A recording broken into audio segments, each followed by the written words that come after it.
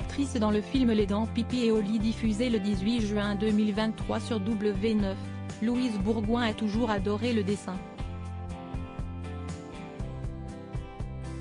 Face aux journalistes de Côté Maison, elle a évoqué sa collaboration artistique avec Pierre Fray ainsi que ses dessins érotiques.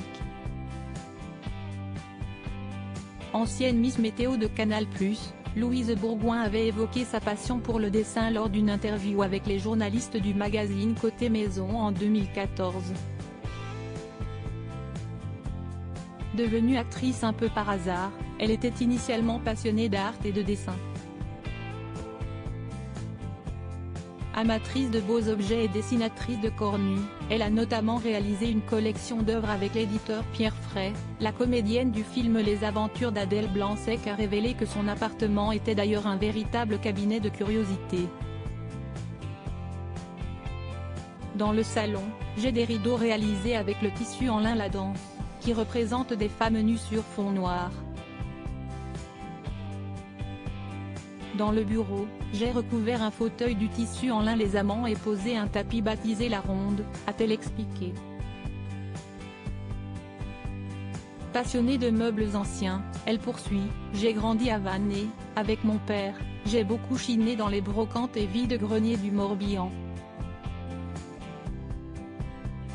Si bien que mes amis viennent chez moi avec curiosité, car ils peuvent voir une multitude d'objets anciens, inattendus, insolites.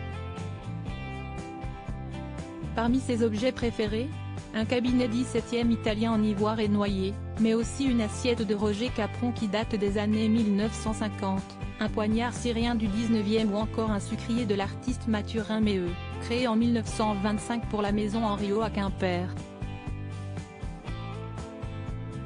De très belles pièces.